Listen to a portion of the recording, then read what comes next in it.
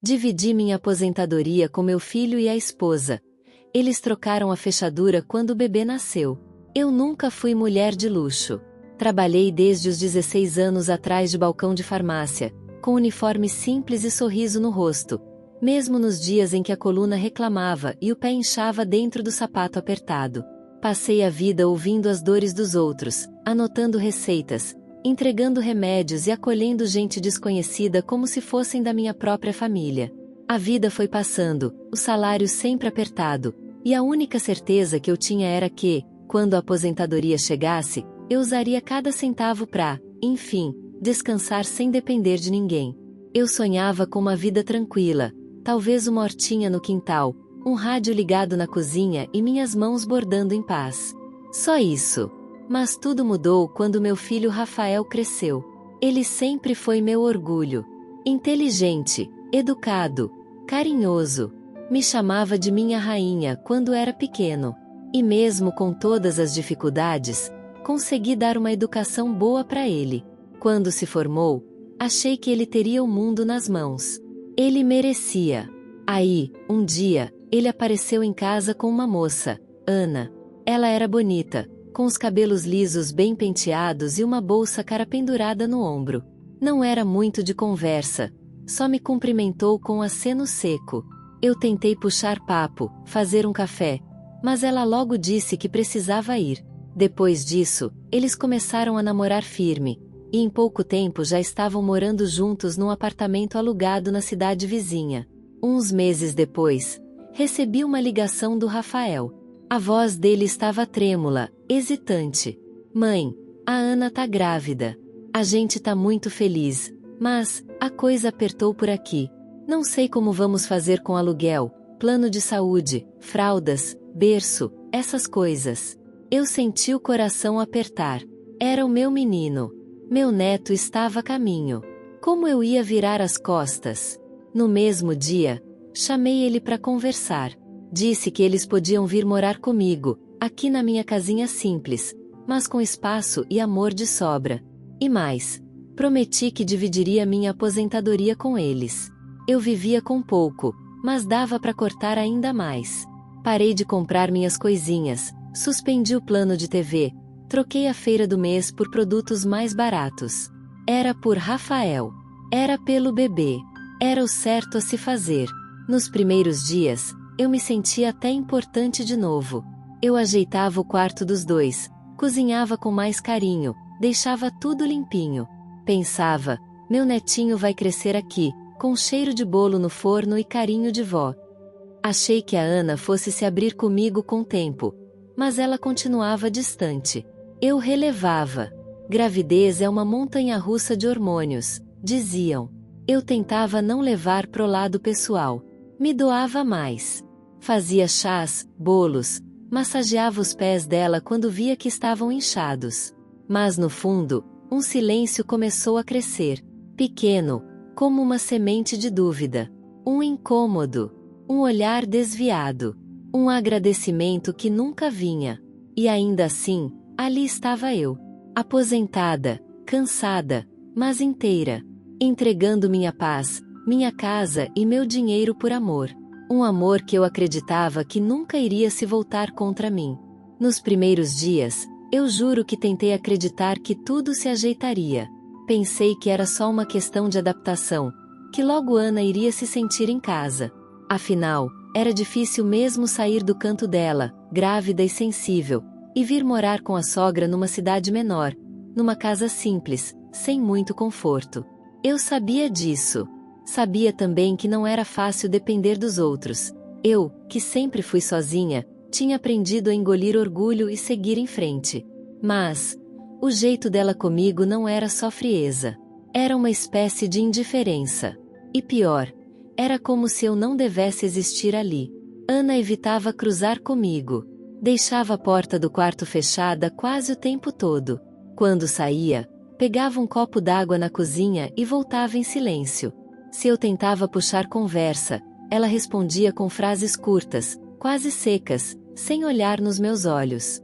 Não era grosseria explícita, mas era uma presença que empurrava a minha para o canto. Aos poucos, Fui entendendo que não havia espaço para mim naquele cenário. Mesmo assim, continuei fazendo tudo. Lavava as roupas deles, cozinhava todo dia, passava no mercado para buscar frutas que ela gostava. Deixava o dinheiro separado para o que fosse preciso do bebê. Exames, consultas, roupinhas novas. Rafael trabalhava o dia todo e, à noite, chegava exausto. Quando ele chegava, Ana mudava. Sorria mais, puxava assunto com ele, e até me cumprimentava com mais educação. Mas só na frente dele. Bastava ele subir para o banho ou sair para resolver algo, e eu voltava a ser o pano de fundo. A parte mais difícil era o isolamento. Minha casa, antes cheia de som, o rádio, minha voz cantarolando, o barulho das panelas, foi se tornando silenciosa. Eu diminuía o volume para não incomodar. Pisava mais leve. Comecei a comer sozinha, porque sentia que minha presença incomodava quando sentávamos todos à mesa. Vi os dois trocarem olhares quando eu falava algo. Pequenos sorrisos, quase imperceptíveis, que me faziam sentir ridícula, como se eu fosse uma visita inconveniente dentro da própria casa. Um dia, ouvi sem querer uma conversa dos dois no quarto. A porta estava encostada e eu ia chamar Rafael para saber se ele queria café. Mas parei quando ouvi Ana dizer, com uma voz abafada, quase raivosa: "Eu tô me sentindo invadida. Não é minha casa, Rafa. Não me sinto livre. A gente precisa de espaço pra gente, entende? Pra criar o bebê sem interferência." Interferência. Foi essa palavra que grudou na minha cabeça como um prego. Interferência. Eu, que tinha oferecido tudo. Eu, que tinha aberto mão da minha paz. Era isso que eu representava para ela. E o pior, Rafael ficou em silêncio. Não a contradisse. Não a defendeu. Só respirou fundo e disse: "Eu sei, amor. O sei." Naquela noite, chorei no banheiro. Não queria que ninguém visse. Me olhei no espelho e me perguntei o que eu tinha feito de errado. Era tão difícil assim conviver comigo? Será que eu tinha me tornado alguém desagradável e não percebi? Uma velha chata. Comecei a me policiar ainda mais. A evitar entrar no quarto sem bater. A esperar que ela saísse da cozinha para eu entrar. Passei a me calar mais, sorrir menos. Fui diminuindo. Sem perceber. Fui me tornando uma sombra discreta dentro da casa que era minha há 30 anos. E mesmo assim, não fui embora. Porque eu queria ver o nascimento do meu neto. Eu tinha esperança de que, com a chegada do bebê, as coisas mudariam. Que Ana amoleceria. Que talvez, segurando aquela criança nos braços, ela enxergasse em mim uma aliada, não uma inimiga. Mas eu estava enganada. E aquele silêncio que já machucava, logo viraria abandono. O dia em que o bebê nasceu deveria ter sido o mais feliz da minha vida. Eu esperei por aquele momento com o coração apertado de emoção, mesmo depois de tudo que vinha engolindo. Passei as semanas finais da gravidez da Ana preparando cada detalhe. Lavei todas as roupinhas com sabão neutro. Passei uma por uma com aquele cuidado que só vó tem. Organizei a comoda improvisada no nosso antigo quartinho de visitas. Fiz um quadrinho artesanal com o nome que eles escolheram, Lucas. Colei na parede, mesmo sem ninguém me pedir. Eu queria que o quarto tivesse amor, o amor que Ana parecia não conseguir demonstrar, mas que eu tentava colocar nos pequenos gestos. Quando a bolsa dela estourou, Rafael correu pro hospital com ela, nervoso e agitado. Eu fui junto, claro. Era o meu neto. Fiquei do lado de fora da sala de parto, esperando por horas, rezando baixo com as mãos trêmulas. Quando finalmente ouvi o choro forte atravessando os corredores, meus olhos se encheram. Era ele. Lucas tinha chegado ao mundo. Meu netinho. Meu presente. Meu motivo para continuar lutando. Mas o que aconteceu depois me desmontou por dentro. Rafael saiu primeiro da sala, com o rosto brilhando de suor e emoção. Eu abri os braços para ele e o abracei forte. Perguntei: "Como ela tá? E o bebê?" "Estão bem, mãe. Tá tudo certo.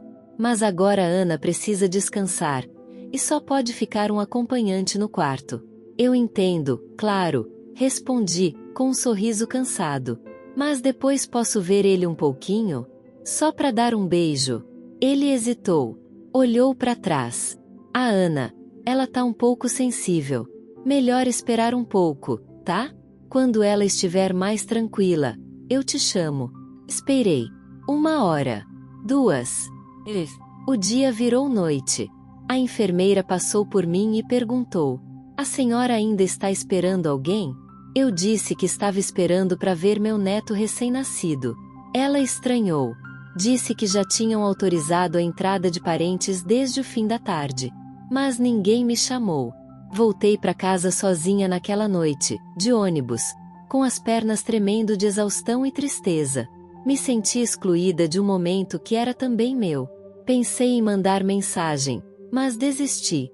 Achei que ia parecer desesperada, ou carente. E eu não queria parecer nada que pudesse me tornar ainda mais incômoda aos olhos de Ana. 2 dias depois, Rafael me avisou que estavam voltando para casa. Eu limpei tudo. Cozinhei o prato favorito dele, comprei flores para deixar na sala, e até pendurei um pequeno varal com roupinhas decorativas. Quando chegaram, Rafael carregava o bebê no colo, sorrindo. Ana desceu do carro com olhar sério. Passou por mim sem um oi direito, apenas murmurando: cuidado para não fazer barulho. Ele acabou de dormir. A partir daquele dia, tudo mudou. A casa deixou de ser minha. Me tornei uma hóspede mal vista dentro do próprio lar. Não podia mais ouvir música no rádio porque podia acordar o bebê. O cheiro do café que eu sempre fiz a vida inteira começou a incomodar. Se eu passava aspirador, era barulho demais. Se eu falava alto no telefone, era falta de consideração.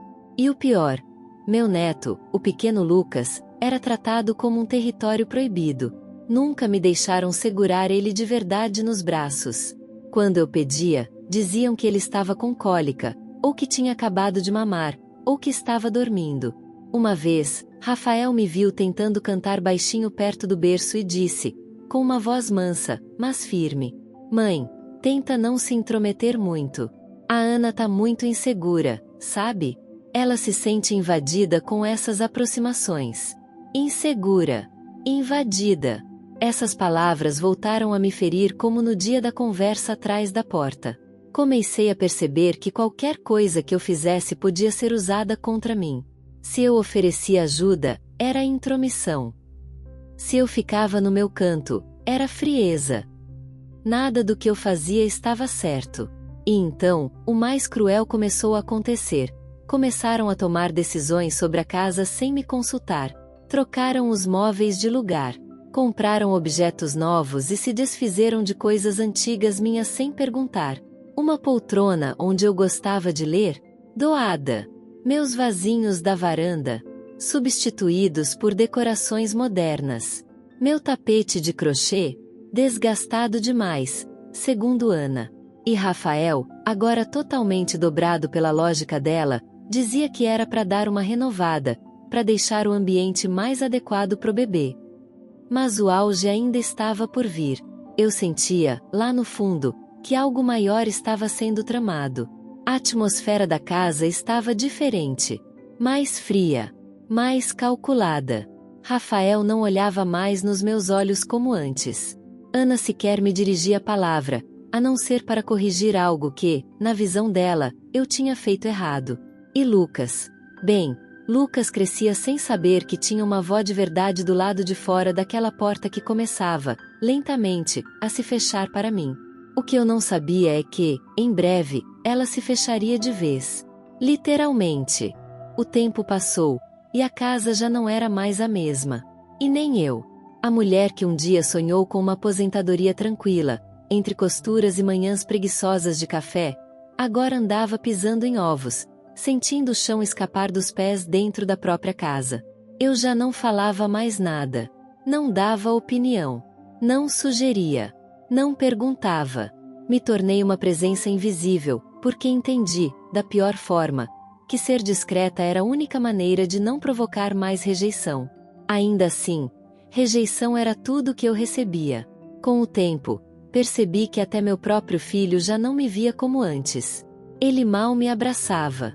Saía cedo, voltava tarde, e me tratava como uma espécie de cuidadora contratada que mora na casa, mas sem salário. E Ana? Bom, ela estava mais confortável do que nunca no trono que construiu. Com o bebê nos braços, agora ela ditava todas as regras, e Rafael obedecia em silêncio. Foi então que, certa manhã de sábado, aconteceu o que eu nunca pensei que teria coragem de contar para ninguém. Eu tinha saído bem cedo para ir à feira. Queria fazer uma sopa leve, daquelas que aprendemos com nossas avós, para quando Lucas acordasse. Me lembrei de uma receita antiga, com mandioquinha, cenoura e gengibre. Comprei os legumes mais bonitos, voltei com sacolas nas mãos e o coração leve, como há muito tempo não sentia. Mas ao chegar na frente de casa, notei algo estranho. A chave não girava na fechadura. Tentei 1, 2, 3 vezes. Olhei para ver se era a chave errada. Era certa. Eu conhecia aquele som, aquela trava. E ela havia sido trocada. Bati na porta. 1, 2, 5 vezes. Liguei para o celular do Rafael. Chamava e caía na caixa postal. Liguei de novo. Liguei para o da Ana. Desligado. O sol já subia e eu ali, na calçada, com as sacolas na mão e o rosto queimando de nervoso. Os vizinhos passavam, me olhavam de canto. Tentei disfarçar o pânico que começava a crescer no peito. Depois de quase meia hora esperando, uma mensagem chegou no meu celular. Era do Rafael. Mãe, a gente precisa de um tempo. A Ana está muito abalada com tudo, e o ambiente ficou pesado para ela e pro bebê. Decidimos reorganizar as coisas por aqui. Quando der, a gente conversa com calma. Por enquanto, é melhor você ficar na casa da tia Rosa. Li aquilo em pé, na calçada, como se tivesse levado um tapa na alma. Eu não respondi. Eu não chorei. Não ainda. Eu apenas sentei na calçada e olhei para a porta fechada. Uma porta que por décadas foi aberta para quem precisasse. Que abrigou meu filho pequeno quando ele teve febre alta. Que foi pintada com cuidado por mim a cada fim de ano. Que ouviu meus passos por mais de 30 anos. E agora, ela não me reconhecia mais. A vizinha do lado, Dona Teresa, veio me perguntar se eu estava bem. Eu apenas sorri com os olhos marejados e disse que estava esperando alguém vir abrir. Não tive coragem de contar. Vergonha. Humilhação. Uma dor que rasga de dentro para fora, mas que a gente esconde com um sorriso automático. Fui até a casa da minha irmã, a tia Rosa, como o Rafael tinha sugerido. Cheguei lá carregando apenas as sacolas da feira e um coração estraçalhado. Minha irmã, ao me ver, já entendeu. Me abraçou sem perguntar nada. Eu desabei. Desabei de um jeito que nem nos enterros mais tristes eu tinha chorado. Porque ali não era só o fim de uma convivência. Era o fim de tudo que eu tinha acreditado. Era a confirmação de que meu amor tinha sido usado, sugado, e depois descartado. Como uma embalagem vazia. Nos dias que seguiram, Rafael não me ligou. Nem Ana. Nenhuma mensagem, nenhuma explicação. Eu, que banquei a gravidez, que abri mão de mim para criar espaço para eles, agora era tratada como uma ameaça. Uma presença indesejada. Eu, que esperei ansiosa pelo neto, agora estava excluída até mesmo do silêncio da casa. Fui à delegacia perguntar se eu podia fazer alguma coisa. A casa era minha, afinal. Mas descobri que, como não existia contrato ou registro recente, e Rafael morava ali há mais de um ano com comprovantes em nome dele, juridicamente ele poderia alegar posse compartilhada. Me disseram para procurar um advogado. Mas onde eu ia arrumar forças para brigar na justiça com meu próprio filho? Comecei a adoecer. Um tipo de doença que os exames não detectam, mas que corrói por dentro. Parei de comer direito. Tinha pesadelos com o som da porta trancando. Às vezes, acordava achando que Lucas estava chorando em algum canto e eu não podia ir até ele. Era um luto sem caixão. Uma morte sem enterro. O fim de uma relação que foi tudo para mim. E nada para eles. E o que mais doía não era nem a perda da casa. Era o vazio de saber que eu fui substituída. Expulsa. como se minha existência fosse um incômodo, como se meu amor fosse um erro.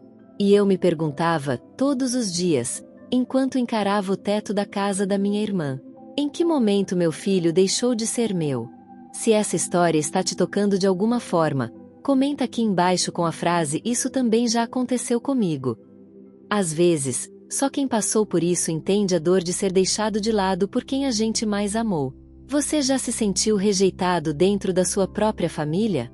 Conta aqui nos comentários. Sua história pode ser parecida com a dela, e desabafar pode ser o primeiro passo para aliviar a dor. A vida, depois daquele sábado, nunca mais teve gosto de nada. Meus dias passaram a se arrastar dentro de um silêncio que me feria mais do que qualquer palavra cruel. Na casa da minha irmã, eu tinha comida, cama e carinho, mas não tinha chão. Não era minha casa. Eu não sentia o cheiro dos meus móveis. Não ouvia os estalos das paredes que conhecia há décadas. Não sentia os passos da minha história sob meus pés. Tudo era estranho. Tudo era provisório. E eu era um corpo vagando por um espaço que não me pertencia.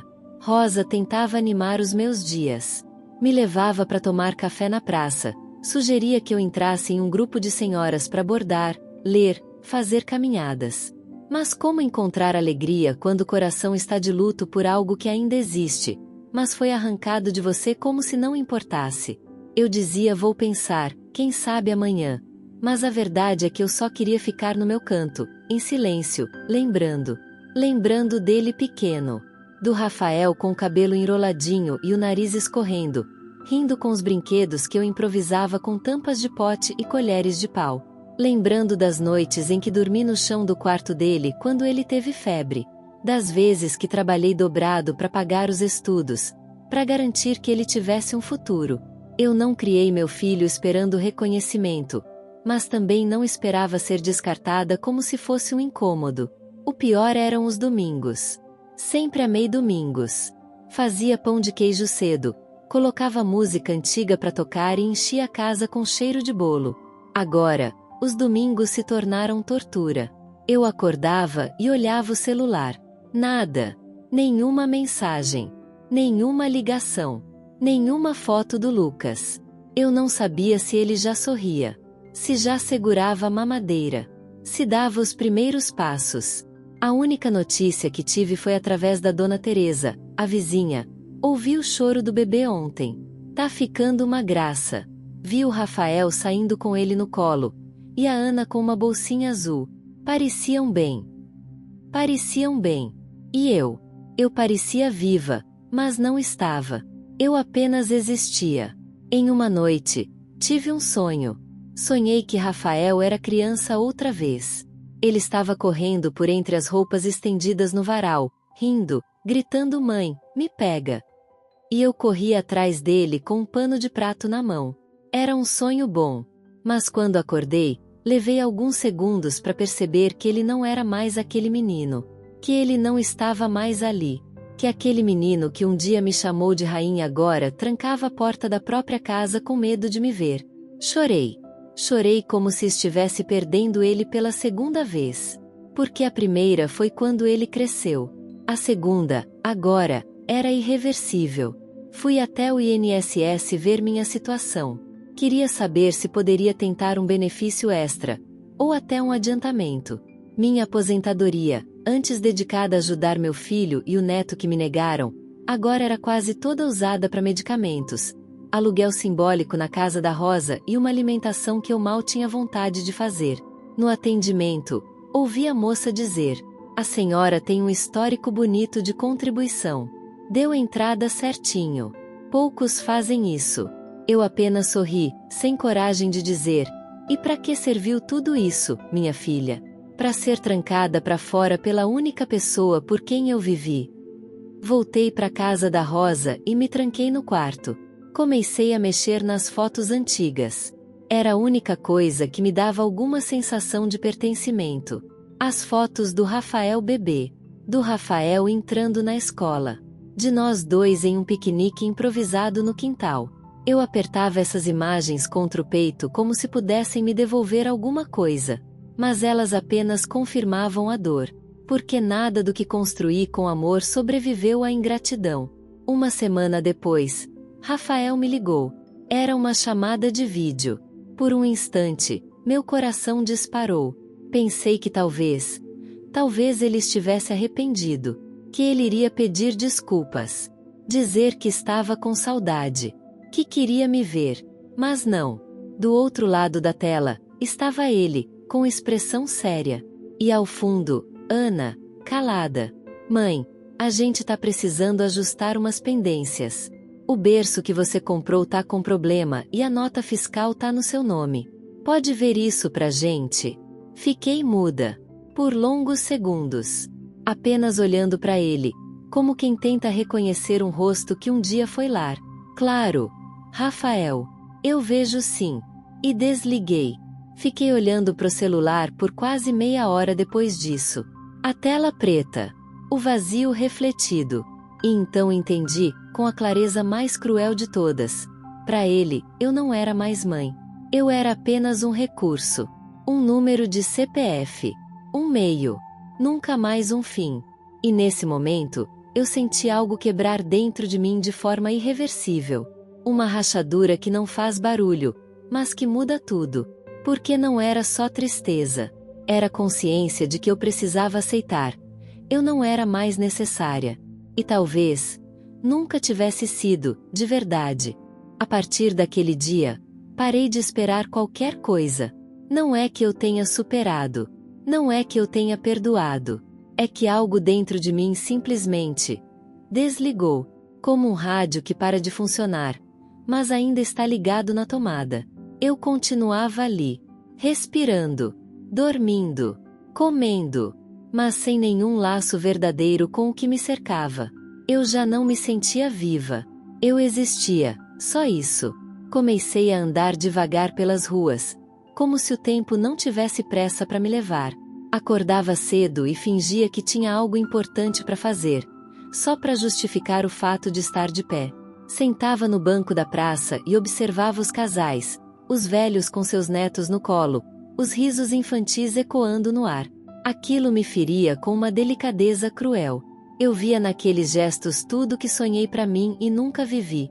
Ou pior, que cheguei a tocar com a ponta dos dedos, mas me foi arrancado antes de sentir de verdade. Comecei a me perguntar quem eu era sem o papel de mãe, sem o título de avó, sem a casa que construí com tanto suor. Descobri que, quando tudo nos é tirado, o que sobra é a poeira daquilo que um dia fomos. E o mais doloroso era saber que ninguém percebe. O mundo continua. Os carros passam. As pessoas riem. Os dias clareiam. E você, simplesmente, não existe mais para ninguém. Tentei escrever uma carta pro Rafael. Escrevi 5 versões. Nenhuma consegui enviar, porque todas pareciam patéticas demais. Fracas demais. Humilhantes. Eu dizia coisas como: eu só queria entender o que eu fiz de tão errado. Por que você deixou de me amar? Mas no fundo, eu sabia que ele já tinha feito sua escolha. E Ana? Ana venceu. Conseguiu o que queria. Me apagar da história deles. Me transformar em uma lembrança inconveniente. Um erro de percurso. Foi quando comecei a refletir sobre tudo que me levou até ali. Sobre como, durante toda a vida, eu me dediquei ao outro. Nunca viajei, nunca me dei presentes, nunca me escolhi. Sempre coloquei o Rafael na frente de tudo. Recusei propostas de casamento, abri mão de promoções no trabalho, vendi um terreno que tinha herdado do meu pai só para pagar o cursinho dele. E agora, onde estava esse filho? No lugar da gratidão, recebi silêncio. No lugar do abraço, a fechadura trocada. Senti raiva. Raiva de mim. Raiva da minha bondade. Da minha ingenuidade. Porque eu romantizei demais o amor. Achei que doar era sempre nobre. Que amar era suficiente. Que sangue era laço eterno. Mas a verdade é que o amor, quando é unilateral, destrói quem insiste em acreditar. Em uma noite fria de quarta-feira, recebi uma ligação da Rosa. Ela dizia que uma vizinha minha de muitos anos, Dona Ivone, tinha falecido. Fui ao velório. Cheguei lá e reconheci meia dúzia de rostos. Gente que foi parte da minha vida. Um ou outro me cumprimentou com pena nos olhos, como quem sabia o que tinha acontecido, mas não tinha coragem de comentar. Sentei sozinha num dos bancos da igreja e, enquanto olhava o caixão fechado da Ivone, percebi. Ela teve mais sorte do que eu. Ao menos, alguém veio se despedir dela. E se eu morresse amanhã, quem viria? Quem sentiria? Será que Rafael ao menos apareceria para enterrar a mãe que o criou sozinha? Ou será que Ana diria que o ambiente do cemitério não era saudável pro bebê?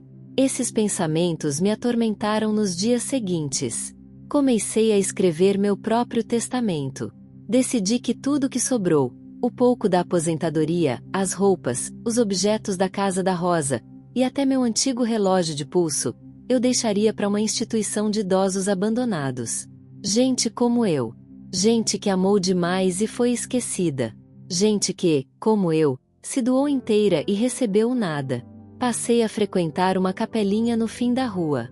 Não por fé, porque essa eu perdi há muito tempo, mas porque lá era o único lugar onde o silêncio não me machucava. Sentava no último banco, observava os vitrais, e às vezes até fingia que rezava. Eu só queria me sentir vista por alguma força invisível, mesmo que ela não existisse. Só queria acreditar que a dor que eu sentia não era em vão. Um dia, durante uma dessas idas, uma senhora se sentou ao meu lado. Me olhou com ternura e disse: "Você parece estar carregando o peso do mundo inteiro nas costas." Eu sorri de canto e respondi: "O mundo não. Só o peso de um coração que errou por amar demais." Ela segurou minha mão. E naquele toque simples, sem perguntas, sem julgamentos, eu desabei. Chorei em silêncio, como uma criança perdida que finalmente encontra um colo estranho, mas seguro. Pela primeira vez, alguém me viu. Não como a ex-mãe. Não como a sogra inconveniente. Não como a velha rejeitada. Mas como uma mulher ferida. Uma mulher que ainda estava viva, mesmo querendo não estar. A partir daquele encontro, decidi algo importante. Eu não ia mendigar mais amor. Não ia bater mais em portas que se fecharam por vontade própria. Não ia implorar presença, nem justificar ausência. Se meu filho escolheu me apagar, que ele fique com o peso dessa escolha. Eu cansei de sofrer por quem não sofre por mim. Cansei de morrer um pouco todo dia esperando um retorno que nunca vem. Se eu ainda estou aqui, então que seja por mim. Nem que seja só para provar que eu existi. Era outono. As folhas caíam pesadas no chão como se carregassem o peso dos dias que eu nunca mais viveria. O céu cinza parecia combinar com o que eu sentia por dentro. Rosa tinha saído para o mercado e eu fiquei sozinha em casa, como sempre. A diferença é que, naquele dia, o peso da solidão me pareceu mais forte do que de costume. Senti um aperto no peito que não dava para ignorar. Era saudade. Era mágoa. Era uma dor que pedia resposta. Mesmo que fosse uma negativa. Mesmo que doesse ainda mais. Peguei minha bolsa, coloquei o casaquinho mais limpo que tinha, e caminhei até o ponto de ônibus com o coração disparado. Depois de meses, decidi ir até a minha antiga casa. Não sabia exatamente o que ia dizer. Talvez nada. Talvez só quisesse ver o Lucas, olhar nos olhos dele e dizer que a vovó existia. Que ela estava ali. Que ele tinha vindo de um pedaço de amor que agora estava jogado na calçada da indiferença. A viagem até o bairro foi um tormento. A paisagem passava pela janela, mas eu só via lembranças. Rafael aprendendo a andar de bicicleta na rua de casa. Ele comendo bolinho de chuva no portão com os vizinhos. Eu lavando a calçada aos domingos enquanto cantava alto alguma música antiga. Tudo tão vivo dentro de mim. Tudo morto do lado de fora. Cheguei na rua e meu coração gelou. A casa estava diferente. A fachada pintada de outra cor. A varanda cheia de brinquedos novos. Plantas diferentes. Nenhum vestígio da minha história ali. Era como se tivessem passado uma borracha sobre mim. Respirei fundo e caminhei até o portão. Toquei a campainha. Nenhuma resposta. Toquei de novo. Silêncio. Até que uma vizinha me viu. A mesma Dona Teresa, com seu avental florido. "Oi, Dona Maria." "Que surpresa!" "Oi." Teresa. Rafael tá em casa? Tá sim. Vi ele entrando com o bebê agora há pouco. Esperei. Mais alguns minutos. E então a porta se abriu. Rafael. Meu filho. Aquele que um dia me chamou de mãe com a boca suja de sorvete. Aquele que eu carreguei no colo mesmo com as costas doendo. Aquele por quem eu teria dado minha vida sem pensar duas vezes. Ele me olhou com espanto. Com incômodo. Mãe, o que a senhora tá fazendo aqui? Aquela pergunta me rasgou mais do que um grito. Ele não disse que bom te ver. Não perguntou se eu estava bem. Não me chamou de mãe com a ternura que um dia teve. Era uma pergunta que queria dizer: por que você não ficou onde eu te coloquei? Rafael, eu só queria ver o Lucas. Eu pensei que, talvez, você pudesse me deixar pegar ele no colo, só por um minuto. Ele passou a mão no cabelo, claramente constrangido. Olha, mãe, a Ana não vai gostar. E agora não é um bom momento. Mas ele é meu neto. Eu nunca nem abracei ele, Rafael. Nem uma vez. Ele ficou em silêncio. Baixou os olhos. E então disse: a senhora tem que entender que a Ana não se sente confortável com a sua presença. A gente tá fazendo terapia, tentando manter o equilíbrio aqui. E seu jeito, sua insistência, tudo isso mexe com a cabeça dela. Meu jeito, minha insistência. De repente, eu percebi que eu era o problema. A intrusa. O ruído no sistema perfeito que eles montaram. Eu dei tudo pra vocês, Rafael. Minha casa. Minha aposentadoria. Eu abri mão da minha vida pra vocês se reerguerem. E você me devolve isso? Ele suspirou. Não respondeu.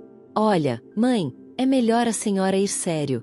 Não quero que isso vire cena aqui na rua. Eu olhei para ele pela última vez, tentando encontrar um traço do menino que eu criei. Mas só encontrei um estranho. Um homem com olhos vazios e uma frieza que parecia ensaiada. Atrás dele, no corredor, Ana surgiu com o bebê no colo. Ele estava lindo. Bochechas rosadas. Olhos curiosos. Quando me viu, Lucas sorriu. E naquele sorriso, eu morri de novo. Porque ele não sabia quem eu era. Ele sorriu para mim como sorri para qualquer coisa nova. Porque para ele, eu não era ninguém. E nunca seria. Ana rapidamente virou de costas com o bebê e sumiu corredor adentro. Rafael fechou o portão com delicadeza. E com crueldade. A mesma que se usa para não machucar algo que se quer manter longe, mas sem deixar marcas visíveis. Eu fiquei ali, sozinha. Na rua onde vivi por 30 anos. Na calçada onde ensinei meu filho a dar os primeiros passos. Agora, expulsa com a delicadeza amarga que só os que mais nos conhecem são capazes de aplicar. Voltei para casa da Rosa sem dizer nada. Ela me viu entrar com os olhos vermelhos, mas não perguntou. Só colocou um chá na mesa e me abraçou. E naquele abraço silencioso, eu entendi. Aquilo foi uma despedida. A última. Eu nunca mais voltaria lá. Nunca mais tocaria naquela campainha. Nunca mais tentaria forçar a porta que me excluiu. Porque existe uma hora em que até o amor mais teimoso se cansa. E o meu, enfim, se calou. Depois daquele dia, nunca mais voltei naquela rua. Não porque não doía mais, mas porque doía demais. Eu entendia, enfim, que meu lugar naquela história havia terminado. Não fui eu quem escolheu sair. Fui arrancada. Empurrada porta fora como um objeto que já não servia mais. E não havia o que fazer. Não havia quem me ouvisse. E pior, não havia quem cobrar. Porque quando o amor não é correspondido, até o grito mais alto se perde no eco do desprezo. Passei a viver como se estivesse me preparando para morrer. Não da morte de corpo, mas da morte da alma. Aquela que acontece aos poucos, em silêncio, nos cantos escondidos do coração.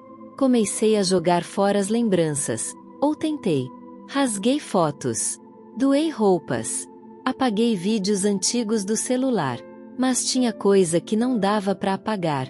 O cheiro do quarto dele quando era criança. O som da risada dele quando perdia o ar de tanto correr. O gosto do café que ele tomava com mais leite que café e dizia que era especial. Essas coisas, a gente não apaga.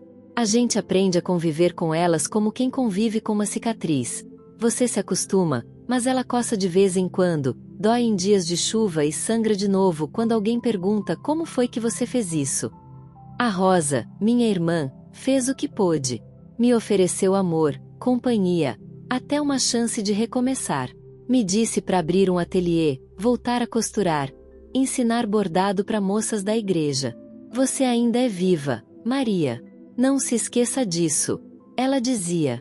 Mas o que ela não sabia, e talvez nunca vá entender, é que tem mortes que acontecem dentro da gente e ninguém vê o enterro. Eu comecei a sair menos. Parar mais em frente à janela. Observar as estações mudando como se fossem capítulos de um livro que eu já não estava mais lendo, só folheando.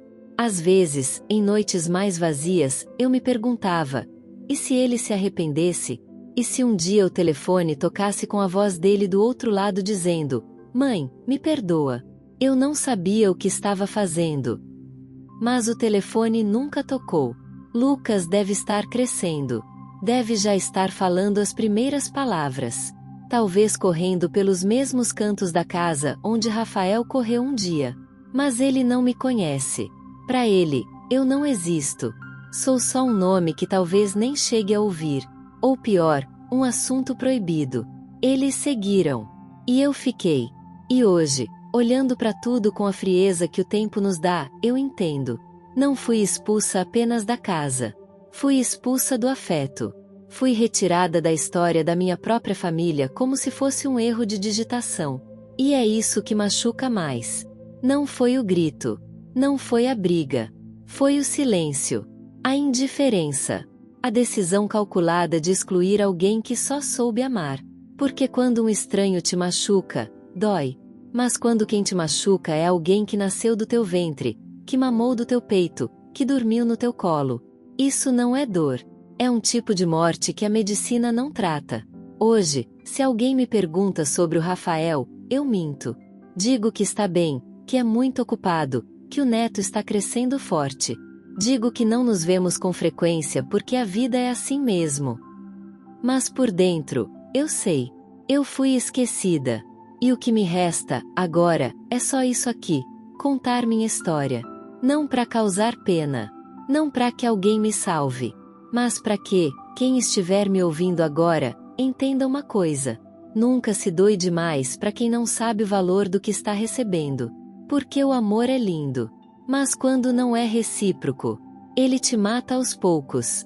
E ninguém chora no seu velório. Se você chegou até aqui, deixa um comentário dizendo eu vi tudo.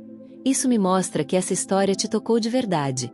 E se você conhece alguém que viveu algo parecido, compartilhe esse vídeo com essa pessoa. Às vezes, a gente só precisa ouvir que não está sozinho. Quantas mães já foram deixadas para trás depois de darem tudo pelos filhos?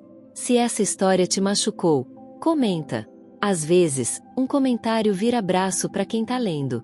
Se você sentiu dor, revolta ou saudade ouvindo essa história, escreve nos comentários. Esse canal é um espaço para quem carrega feridas que ninguém vê. Sua voz é importante aqui.